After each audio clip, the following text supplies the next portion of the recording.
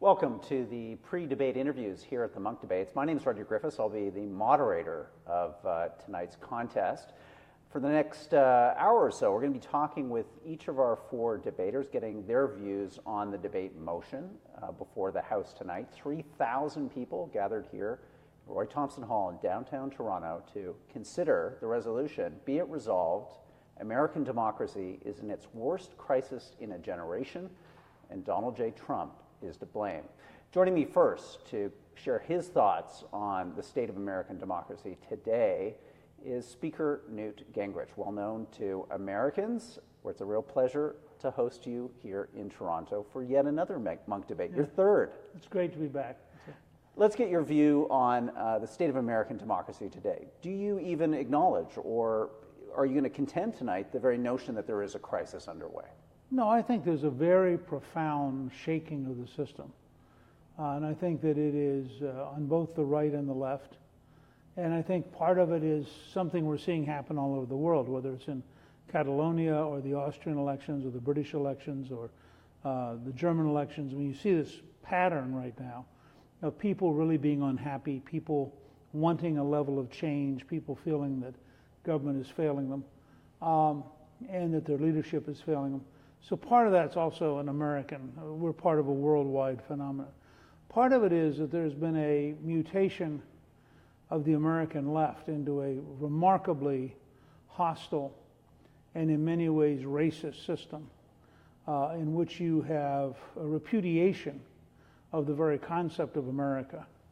And on the right, you have a smaller but strong movement that is also anti-politician and against the system at large. So you have, on both extremes, you have forces that are deeply hostile to the existing system and that are, I think, going to cause a very substantial conflict over the next 10 or 20 years. Mm-hmm. Now, your opponents tonight are, I think, quite obviously going to try to push the case that Donald Trump is an accelerant of a lot of these tensions that are tearing at the fabric of American society. His own comments on race, on American culture, on American nationalism, they're going to portray as exceedingly negative, exceedingly divisive, fueling this so-called crisis. What's your pushback to that argument? Well, I'm not sure I'm going to push back. Okay. I mean, I'm pretty prepared to say that Trump is the great clarifier. What he does is he describes what already exists. I mean, he didn't invent the fight over the National Football League and people taking a knee or in some way repudiating the American flag and the American national anthem. What he did was clarify that for 2/3 of all Americans, that was unacceptable behavior. I think that he, frankly, describing that there was violence on both sides, well, he got attacked for it in the Charlottesville case. It's objectively true. I mean, you have an Antifa, a movement which believes in violence. You have at William and Mary College the other day, the ACLU spokesperson was shouted down and surrounded by Black Lives Matter, who said she shouldn't be allowed to speak on the campus. You have people who are consistently on the left advocating a variety of things that are horrendous and that represent the end of the American system as we know it. Trump's role in all that is to take those people head on, to cut through the political correctness, and to arouse the majority of Americans to say this is wrong. You're a master legislator, someone with an immense amount of experience getting things through a complicated congressional system in the United States. 9 months into this administration, not a single significant piece of legislation passed. Is that a crisis that is debatable tonight? Well, it's not a crisis, but it's a problem. They have a real challenge in the next few weeks to pass a tax cut. I think it is the most important single thing in this first 2 years. I think if they pass a tax cut and the economy booms, that the Republicans will do very well in 2018. I think if they can't get this tax cut passed, they have very deep problems and they're going to have a very bad election next year. And how about some of the other major planks of this president's agenda?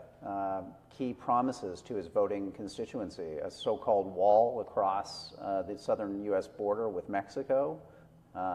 Doesn't seem any closer today. Well, no, it's much closer. I mean, They have hundreds of miles that have already been completed. Some of them are virtual walls that are electronic. Some of them are metal rather than concrete. But I think crossing on the southern border now, illegal crossing, is down, I think, 78%. That's a pretty remarkable achievement. And I think that they have clearly signaled that they're going to be much tougher on illegal immigration. And I think that that's where most Americans are. I think most Americans think that we're very much for legal immigration, but we're very much opposed to illegal immigration. We've had roughly 20,000 comments on Facebook in the lead up to tonight's debate. It's really something out of the ordinary for this debate. Is that the record for the Munk Debate? It is, absolutely, and I think it shows the intensity of passions around this subject, the state of American democracy. One of the lines coming out of those comments that reoccurs again and again is that these are supporters of President Trump. They believe the crisis of American democracy lies with the Obama administration, lies with the Hillary Clinton camp within the Democratic Party. Do you subscribe to that argument? And if you can, unpack it for us, because I'm interested to know what look, I certainly think that President Obama had a remarkable opportunity to unify the country and instead divided it. I think that his reaction to Ferguson, his reaction again and again, was so anti-police, and in many cases factually wrong, so divisive, that it, and I think his failure to even try to fix the inner cities is so painful. The numbers, for example, of people who were shot in Chicago in his 8-year presidency are just breathtaking. The total failure of the Baltimore school system to save young African Americans in poor neighborhoods is so stunning. And he did nothing to try to either help the very poor or to unify the country. But I think Obama was a symptom of a much deeper problem. College professors under 35 are 12-1 Democrat. What you now have is an emergence of a very left-wing academic world surrounded by a very left-wing news media with a very left-wing Hollywood. And the three reinforce each other, and with people like George Soros putting the money in, you have the emergence of a nationwide network of very aggressive, very hostile left-wing activists. I mean, all of those are factors that are dividing the country. And as a part of that process, you have millions of Americans who react and say that they don't agree with what they're doing. And I think that's going to become much more intense. There's a whole cycle building now. I just looked at a study of Edina, which is a school system in Minnesota that has historically been a very good system, one of the best schools in Minnesota. Well, it was taken over by left-wingers who decided that their job wasn't to teach kids, it was to sensitize them. And so they now have a very left-wing racist agenda in which they spend most of their energy trying to convince white kids that they should be inferior and they should feel guilt-ridden, et cetera. And the result is they've had like a 25 or 30 point drop in the school scores. I mean, they're no longer teaching. That's happening all across the country. Well, that's going to lead to a reaction by people who think that children ought to learn how to read and write and get a job and be functional.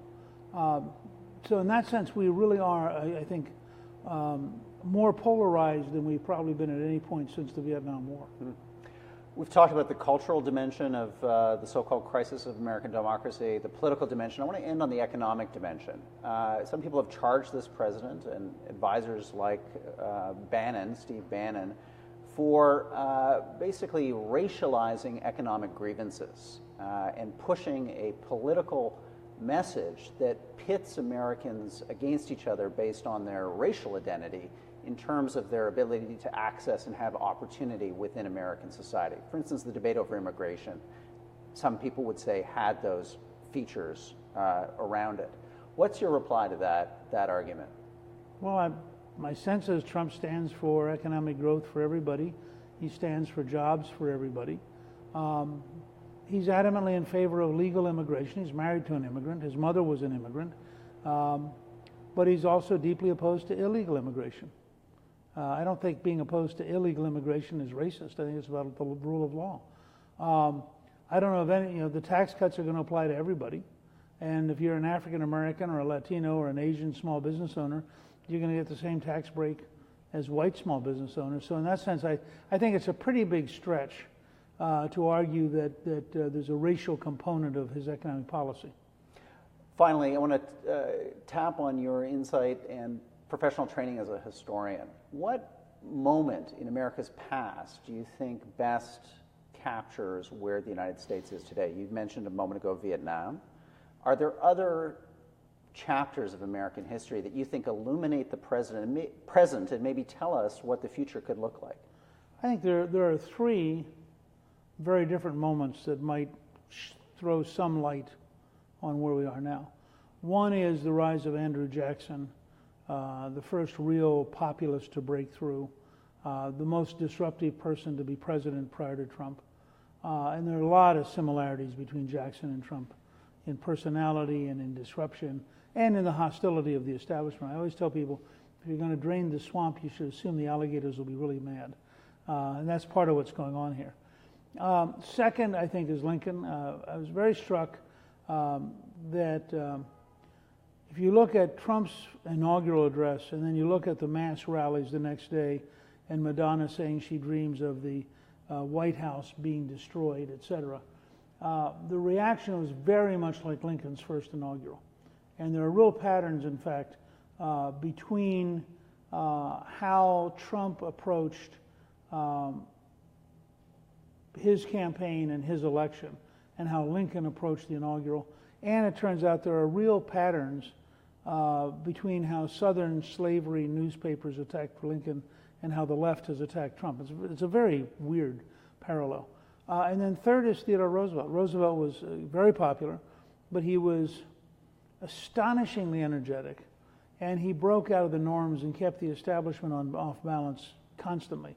And so I've always told people, if you took Jackson for disruption and Roosevelt for energy and P.T. Barnum for salesmanship, somewhere in those three you've got Donald Trump. Great. And just finally, I want you to say a word about your new book. You're on a book tour. Well, tell us about it. We just launched a terrific it's a novel called Vengeance, in which the Islamist terrorists get two super tankers of oil and end up selling them to the North Koreans for nuclear material, not bombs, but nuclear material that they can use to make dirty bombs. And it takes our heroine, Major Brooke Grant, who is also in our two earlier novels, Duplicity and Treason, and shows how she, working with a woman agent from Mossad, the Israeli intelligence force, and with a guy from the Saudi Arabians, working as a team because of the danger of these weapons going off, what they do to try to track down and stop the weapons. And Vengeance has gotten a very good reaction so far. It really does relate to what you see in the news every night, and I think people would find it both exciting but also in some ways sobering. Newt Gingrich, thank you for your Glad to time be with today. you. It was a pleasure. Thanks. That was Newt Gingrich, one of our four debaters tonight. You're going to see him live on the stage here at Roy Thompson Hall, along with an audience of 3,000 people at 7 p.m. Eastern.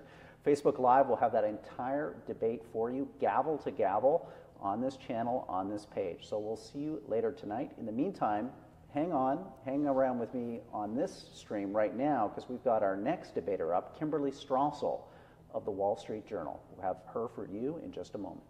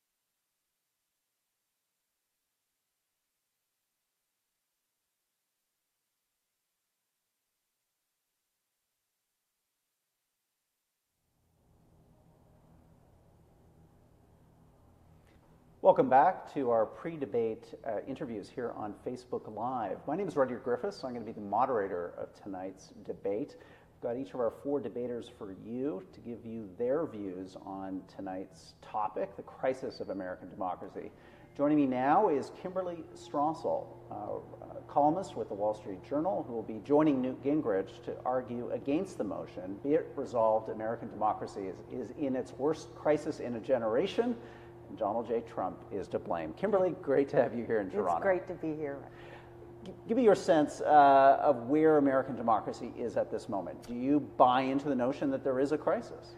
Well, there's no question that there is a lot of controversy and upheaval in the United States, and we're probably more divided than we've been in a while, and that the president feeds a lot of this. And if that's the argument, then you could say things are a bit dire, but I tend to look at democracy in terms of what is actually democracy. And it's government by the people, for the people. And in the United States, we have certain documents that define what it is, that involve separation of powers and the rights of individuals. And in that level, I would argue Donald Trump has done more to help remind us and get us back to a place of real democracy. Can you give us some examples? Well, right. So his predecessor, Barack Obama, came to office with an agenda that he wanted and acknowledged it needed to be passed through Congress. And then when Congress wouldn't pass it, he just decided to issue it by edict from the Oval Office.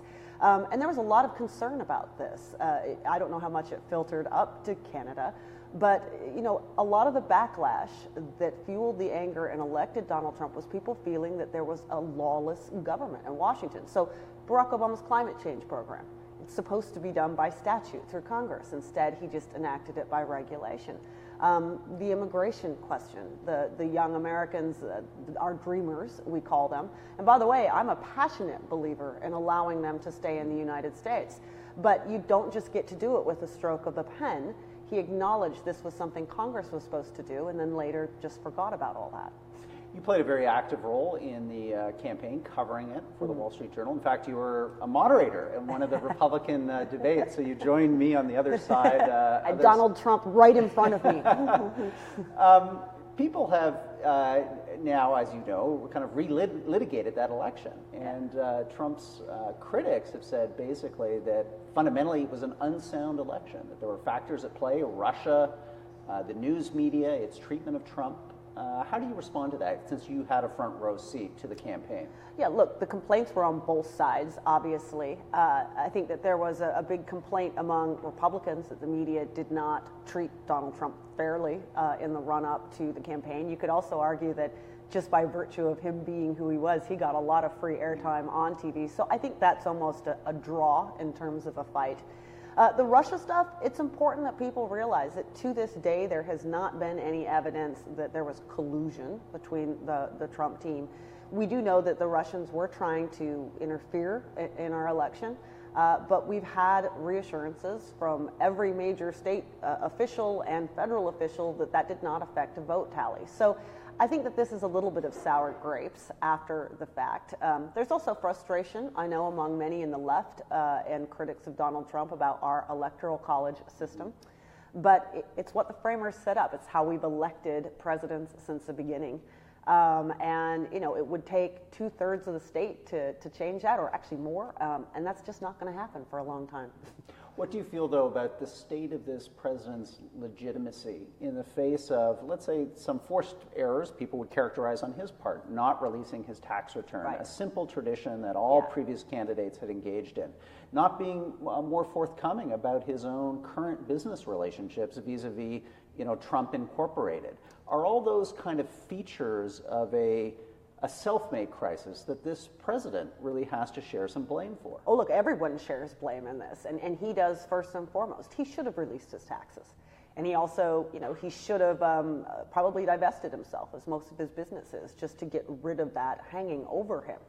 He should be more careful in what he tweets and what he says. I know that people adore his raw honesty, some of his base supporters, but he ends up getting into fights that only hurt him.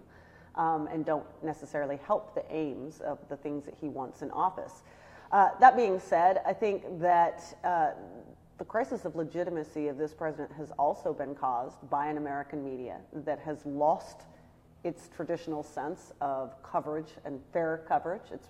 They view themselves now as attack dogs because they personally dislike this president, and that is a problem.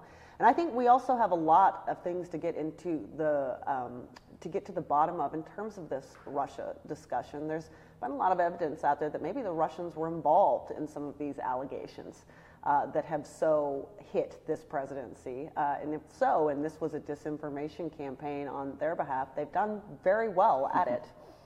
Indeed, indeed. Lots to unpack there, and I'm sure it'll be a feature of tonight's debate. Let's switch to topics associated with culture, because critics of this president, and again, I'm sure it'll be a focus of tonight's debate, have said that he has kind of abandoned a more inclusive, broader view of American patriotism, American nationalism, and American identity, to focus instead on a base that he talks about all the time that's predominantly white, predominantly working class, and predominantly shares views that are antithetical maybe to immigrants, to the LGBT community.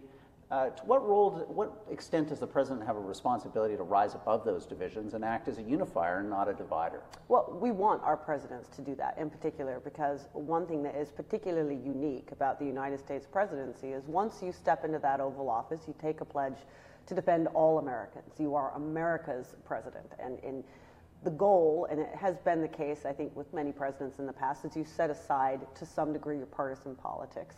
I think Barack Obama broke that mold first, in that he was a very partisan president. And, you know, just in terms of being very demeaning about Republicans and his opponents, and very much leaving you to feel that if you were not part of his party, then he really didn't consider you part of the forward motion of the United States. So Donald Trump has taken that to new levels. And it's unfortunate, I think, for him and for the Republican Party, because we know from history that the political leaders who do the best are those that are inclusive, that invite more people to join their cause, and that persuade them to. And tweets at 2 a.m. that are 140 characters long are not a very good way of persuading people. Now, we have seen this president change tack a little bit since John Kelly became chief of staff. And I would note, for instance, the very big distinction between how he handled the health care debate, in which he just left the Republicans on their own, and in fact, skewered them often for not moving faster or doing what he wanted. And this time where he's actually out on a road show across the United States, making the case for tax reform. That's how you get people to come to your side. And we can only hope that maybe that's something he replicates in the years going forward. Let's end with a question I'm going to ask all of you this afternoon, which is, what moment in America's past do you think most accurately captures the mood of the country today, and it might give us an idea of what could be in the future for American democracy? In other words, are we at a moment of crisis that's going to get worse, or in fact is this a kind of a purging, a letting go, and there's going to be some new consensus that comes out of the current Sturm und Drang? Yeah, I'm going to say this tonight, that I think we all have to be careful. We always have to be careful. Humanity has a way of always thinking pityingly that we are in the worst situation ever. And of course, there are many times in the history of the United States and the world that have been far worse than Donald Trump. I think from a very broad sense. And Donald Trump defies, I think, a lot of historical periods. He is no one politician. He's an odd mix of a lot of different things. He's not even necessarily, as most people will understand, a real Republican. But I think if you went back, probably what best fits the mood of the country is the Jacksonian era and this populism that you see coming up. And Donald Trump is why he's in office, that there is a class of Americans out there that do feel that they are the forgotten man. And he has tapped into that. And I think that the challenge for Donald Trump is to make the distinction between policies that are good for the future of the United States versus those that are temporarily popular by a small group of Americans that are his most ardent supporters. Kimberley, we're going to leave it there, but look forward to seeing you on the stage of Roy Thompson Hall at 7 o'clock tonight for this debate. Looking forward to it. Thanks for coming to Toronto. This is Kimberley Strassel of the Wall Street Journal. She writes the Potomac Watch, have I got that right? Potomac Watch column, a must-read for all of you interested in U.S. politics. I know I enjoy it. We're going to take a short break right now. We're going to be back in mere moments with E.J. Dionne and Andrew Sullivan, our two debaters arguing on the other side of tonight's motion. So stay tuned for those pre-debate interviews coming back to you in just a few moments. Thanks.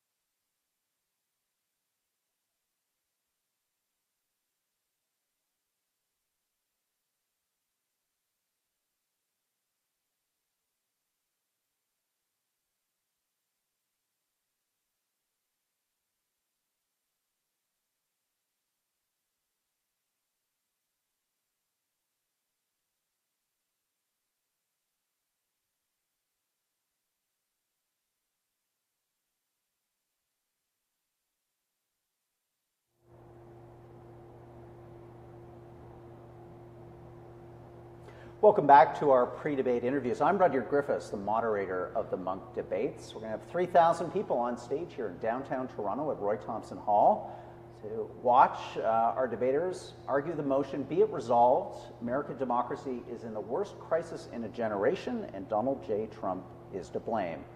Arguing for tonight's resolution is Washington Post columnist E.J. Dionne. He's also the author of a great new book, co-author, One Nation After Trump. Give us the subtitle. A guide for the perplexed, the disheartened, the desperate, and the not yet deported. Well, I enjoyed the book, so I heartily recommend it to our viewers. Let's dive right in here, because I think one of the central arguments you're going to come up against tonight is the notion that the crisis of American democracy predates Trump. Trump is simply a symptom. He's not a cause. And to equate some kind of ownership to the crisis to him personally, individually, just is unfair to your president and to the cause that he represents? Well, I think the fact that that the other side of this debate is going to go there to that part of the resolution suggests how weak the case for Donald Trump actually is. And obviously, if it goes there, that's part of what we're going to be arguing. And you know, history goes on. It doesn't begin. You can't turn a switch on and say history starts now. So of course, if someone wants to argue that we had many problems in America before Donald Trump was there, that's clearly the case.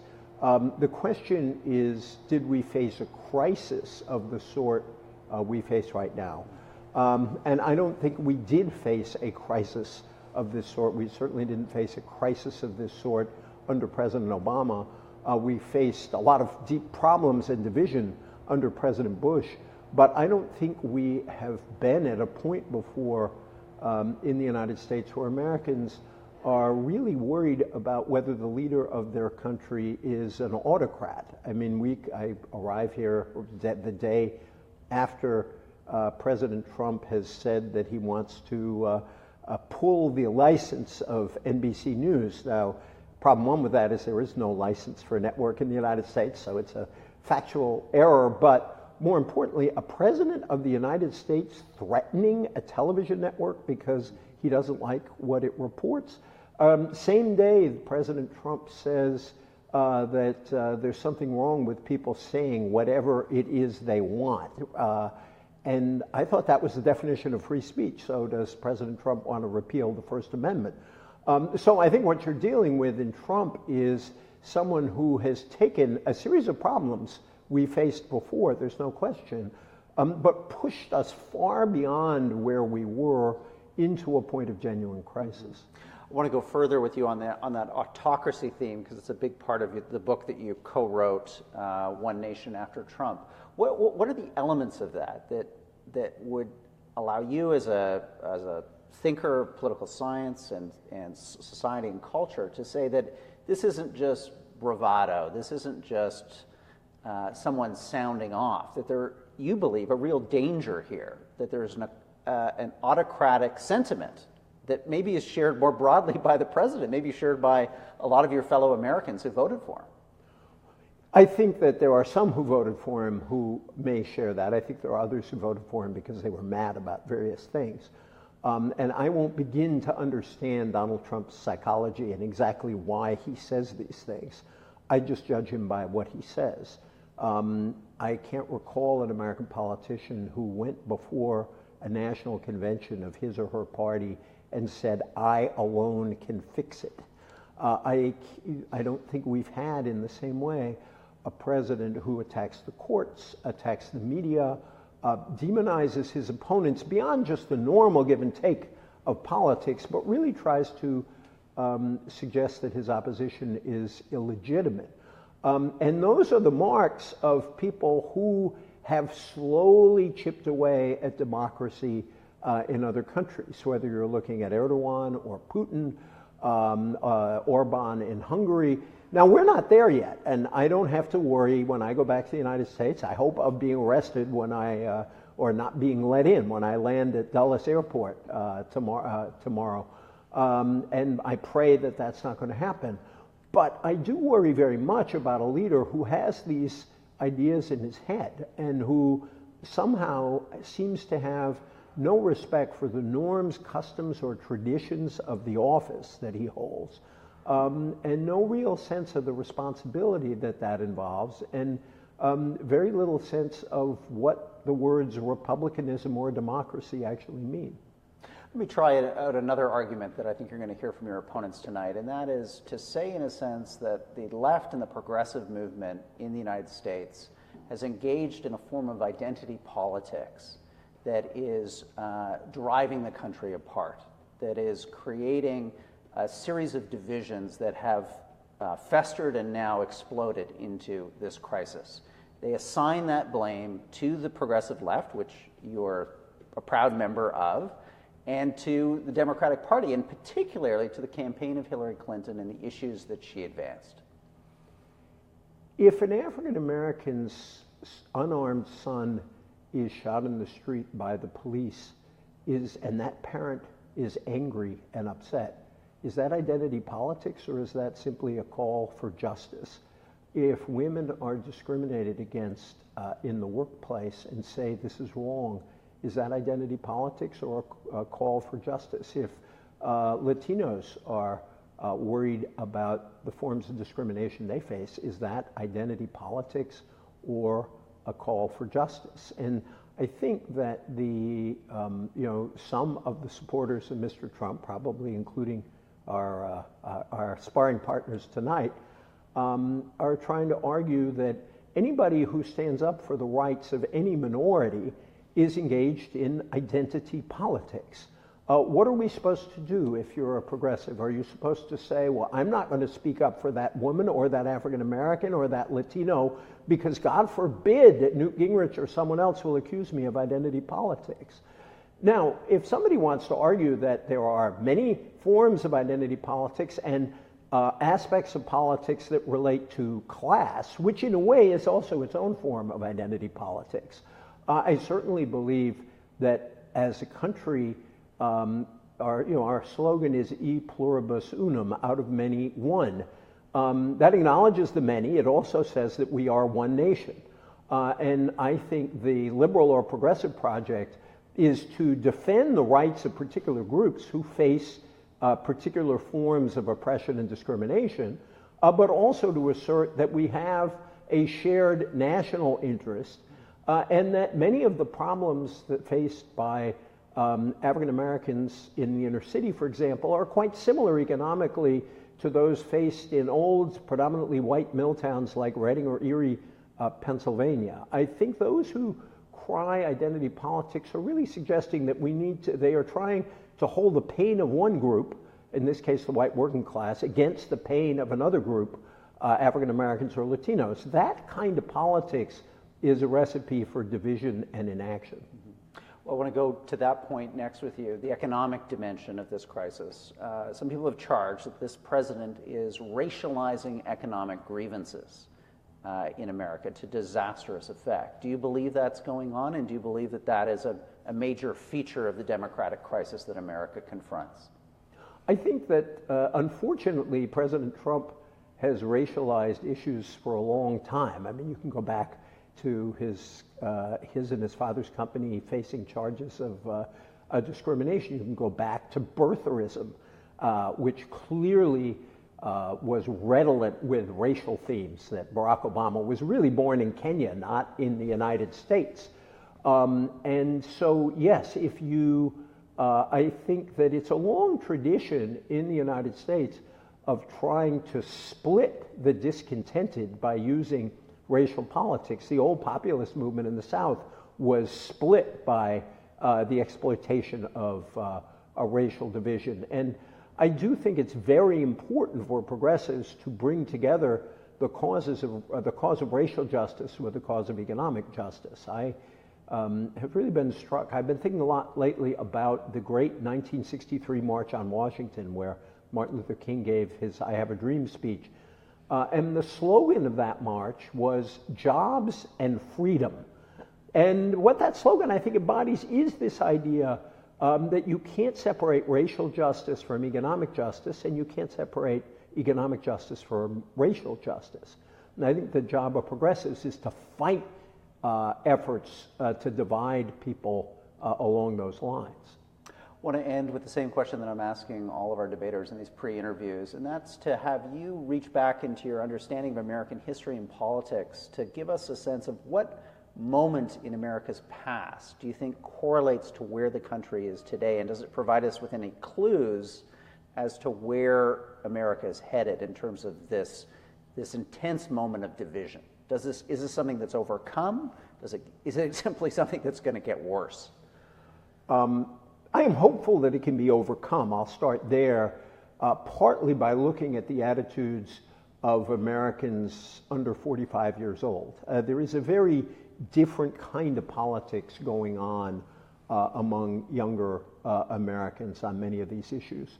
And I think it's unnatural for us to stay this divided for a lengthy period. On the other hand, I am very alarmed by what we face right now, and I forgot who said it first, but someone said that it's a bit like we are in a cold civil war, not a civil war with guns and bullets for the most part, thank God, but a depth of division that is almost as profound as that of a civil war, because the divisions are cultural, ideological, by age, region, race. There are a lot of reinforcing forms of division.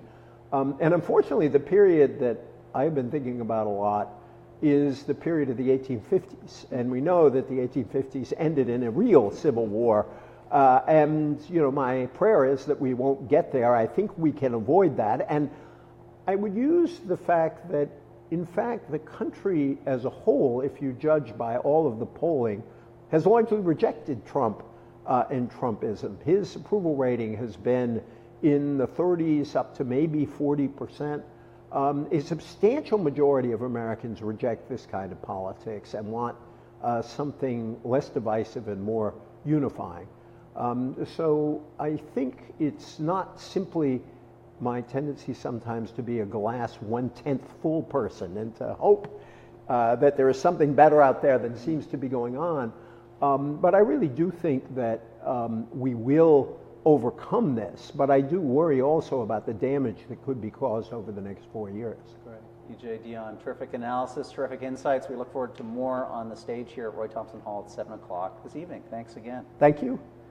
Ladies and gentlemen, I'm Rudyard Griffiths, the moderator of the Munk Debates. We've got Andrew Sullivan up next, our last debater. We're going to get his thoughts on tonight's debate.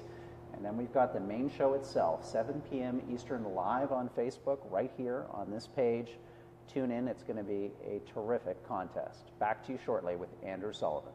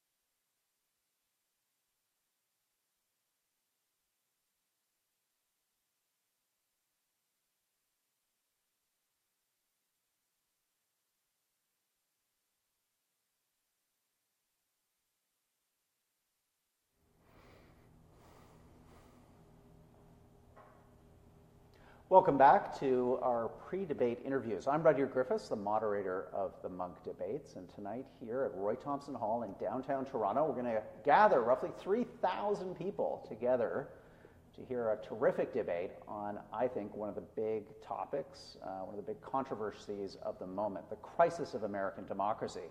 The motion before the House will be it resolved, American democracy is in its worst crisis of a generation, and Donald J. Trump is to blame. Joining me now for his views on the debate and on the state of American democracy is Andrew Sullivan. Andrew, great to have you as part of this group tonight. Great to be here. I want to kick off by having you encapsulate for us a terrific essay that I really enjoyed that you wrote just last month on tribalism in America, because I think that's very au courant to exactly what we're going to be talking about tonight. Why do you think tribalism is key to understanding the real challenges, the crisis of American democracy today? Well, it helps explain how rationality has kind of disappeared, how the normal functioning of democracy, which requires the assessment of arguments, the rebuttal of ideas, the engagement between one particular position and another, has kind of collapsed into these two tribes, the red tribe and the blue tribe, who are fundamentally motivated by feeling, not argument, and are disturbingly also overlapping in terms of region, in terms of race, and in terms of religion, which are three factors that define tribally fractured societies. And I see this getting entrenched. I see this as the fault of both sides over history, although I do think, to be honest, that the Republican Party plays the bulk of the blame in this, at least has an edge, but which Donald Trump, in his campaign and in his disastrous presidency so far, has only exacerbated, intentionally intensified and exploited as a way to sustain himself politically. Well, to pick up on that analysis, we've had an incredible reaction on social media to this debate, over 25,000 comments on our debate page. And I think it talks about the intensity of these tribes who have very different views on this president. One of the consistent themes that comes out of the comments on our on our Facebook page from supporters of this president is a belief, a very deeply held belief, that the divisions, the crisis of American democracy resides with the previous administration. That there was something in Barack Obama's presidency that, for their own subjective experience, you may not feel it's valid, but their subjective experience was they no longer found America to be a place where they could call home. And I'm really reducing it to its most simple analysis. But what is your analysis of that analysis? Because I think it'll be a feature of tonight's debate. A place called home. Of course, America is home to anybody who has citizenship there, and I think should be home to anybody who travels there and who loves the place. I'm an immigrant to America. I'm now an American citizen, and for me, it is home. And I utterly sympathize with people who are beset by forces that are bewildering them, forces of mass immigration that they feel have changed the culture and nature of their society, that the onslaught of free trade, which has clearly punished some sectors of the economy and of society more than others, and of automation and technology, which has cut and them off at the knees in some respects, and increasing secularization, which has also made many Christians feel besieged to some extent. I understand all that. But that Barack Obama, a man who ran and deliberately ran to be president of the United States, to be president of both red and blue America, who ran saying there are no red states and blue states in America, just the United States of America, and who pursued, and first of all came to office in an extraordinary economic crisis and a war, and who pursued what I take to be completely mainstream, rather moderate positions with a temperament that was, and a rhetoric that was always mollifying and moderate. I don't understand why people responded the way they did, unless it is some function of the fact that he's called Barack Hussein Obama and is the first biracial president of the United States. And that may be one thing, but then to turn to someone so manifestly unfit, so psychologically unstable, so temperamentally autocratic, so fathomlessly ignorant, and so constantly mendacious, is to act irresponsibly towards their own home. Good point. Now, another argument that we're probably going to hear tonight from your opponents is that there is a segment of American society who have, in a sense, in their view, been cast off by a Washington elite who's self-dealing and self-interested. And as one of our commenters on Facebook put it, I voted for Donald Trump because he's my murder weapon. Basically, there was an idea here that this president would be the disruptor in chief. They probably could care less whether he's going to be one of America's great presidents by the verdict or judgment of history. Well, that's a despicable view to take. It's a reckless, irresponsible view to take. You don't elect a president to be a murder weapon, whatever that means. And why would you want to murder your fellow citizens? They have plenty of flaws. They should be robustly criticized. They have failed. They failed militarily. They failed economically. They failed in terms of their ability to be in a bubble free of the stresses of many other people and not seeing their own blindnesses, all of which you can concede. But to respond in this irrational way, to elect someone so clearly incapable of doing the job, who is also simultaneously a threat to the democratic constitutional order, who despises a free press, who tells lies every day of the week, whose own Secretary of State has called an effing moron, of whom the Republican chairman of the Senate Foreign Relations Committee has said requires an adult daycare center to keep under control and is risking World War III. You think that's a patriotic thing to do? It is a despicable thing to do. It is an unforgivable thing to do. It may be understandable emotionally, but we're a democracy. We do not let our irrational feelings completely swamp our minds and our frontal cortexes. And we should believe in and defend, if you believe and defend in this country and its Constitution, those very procedures and norms and institutions that have protected our freedoms for so long, rather than elect someone who is essentially a vandal, wrecking America from within. Said with passion. And I am passionate. Yeah, appreciate it. Because this man is a threat to you and to me, to America, a country I love, and to the security of everyone in it and around the world. As someone who can play with the idea that he could initiate a war that would kill hundreds of thousands of people, someone who celebrates torture, someone who tells police officers to manhandle their suspects, someone who is threatening the license of a television station because it dares broadcast the truth about himself. This is a monster who should be cast out of the office as soon as possible, preferably by the 25th Amendment.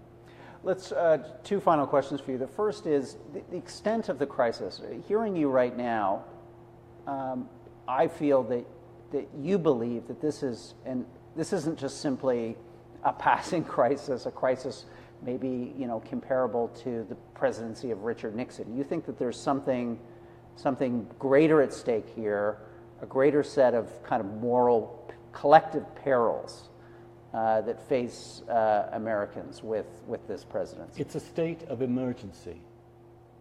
We've been in a state of emergency since January the 20th. We have a president incapable of understanding reality, We have a president utterly irrational. We have a president who cannot control himself, who is in control of all of us. Now, it wasn't until Nixon, who also was a threat to American democracy, it wasn't till the end of his term that he began to act in these disgusting and irrational ways. Trump has begun. And not only that, Trump intends to destroy what he inherited. He has no interest in protecting and preserving the institutions and Constitution of the United States, and has declared so every day. And the threat he poses also, in a way that Nixon didn't do, to the very fabric of our society, the way he will never lose an opportunity to exploit race and divisions within the country to elevate himself, the pathological narcissism with which he cannot concern himself with any other interest than his own, the way in which he uses the presidency of the United States to attack private individual citizens, smearing them, lying about them. A man who lies and refuses ever to retract any of the lies that he has told. The Washington Post has now tallied 1,300 separate absolute falsehoods this man has spoken in office. A man who regards the presidency as something that does not require even the most minimal form of responsibility. This is a man who should not be, if he had been made the chairman or the CEO of a publicly traded company on January the 20th, would have been removed by the board January the 21st. And yet he sits there. Everybody in Washington, by the way, knows this. Did you see many Republican senators standing up to attack Senator Corker? No. They know. But he is also, in a way that Nixon never was, in a way that no president in my lifetime and before has ever been, a demagogue, someone who is willing to use the mob to whip up passions to enforce his will. He's a threat in that sense, a uniquely populist, demagogic, certainly fascistic in his practices, if not in his actual policies, and therefore a danger to us all. Let me end with a question that I've asked all of the debaters this afternoon, and I want to draw on your kind of knowledge and interest in American history. Is there a moment in America's past that you think corresponds to the mood and the state of the country today? And if there is, what does that moment tell us about where America could be headed? I think you could say the early 1860s or the mid-1960s, when the country was so implacably divided against itself that it had ceased to be a country at all. The truth is that the two tribes in America hate each other more than they love their country. They hate each other more than they loathe any other country on earth. And they are now prepared, certainly on the right, to destroy the core institutions of their country out of their anger and rage and bigotry. And they're better than that. They know they're better than that. We're all better than that. We're all better than the president who's destroying the fabric of the democracy he's supposed to uphold. Andrew, it's going to be terrific to see you on the stage tonight. This is going to be a fabulous debate, in no small part due to your participation. Well, I hope so. I don't know. I don't regard this debate as a, esoteric exercise. Mm-hmm. No, there's real things at stake here. There's a huge amount at stake in America. Mm-hmm. And every day we go by without a catastrophe is a miracle. Mm-hmm. But every day, his poison further makes the atmosphere in America toxic. And if viewers want to find your excellent piece on tribalism, where's the best place for them to go? It's in New York Magazine. It's called "Can American Democracy Survive Tribalism?" I also wrote a piece in the March of 2016, equating the rise of Trump with Plato's analysis of the rise of tyrants in a democracy, how democracies eventually, according to Plato, degenerate into the kind of tyranny that Donald Trump would love to exercise in his wildest dreams. We will see. We will see. Andrew Sullivan, our final debater tonight, who's been doing kind enough to give us some time this afternoon for a pre-debate interview. He's going to be on stage with E.J. Dionne, going up against Newt Gingrich.